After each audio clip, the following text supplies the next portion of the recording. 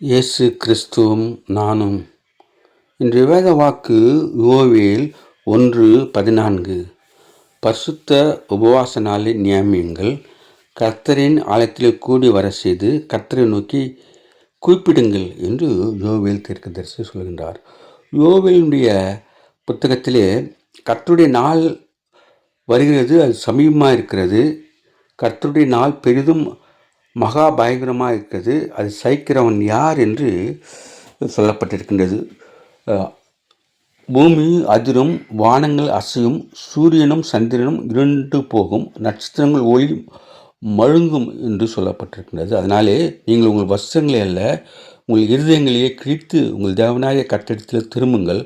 அவர் இரக்கமும் மன உருக்கமும் நீடிய சாந்தமும் மிகுந்த கிருபையும் உள்ளவராக இருக்கின்றார்.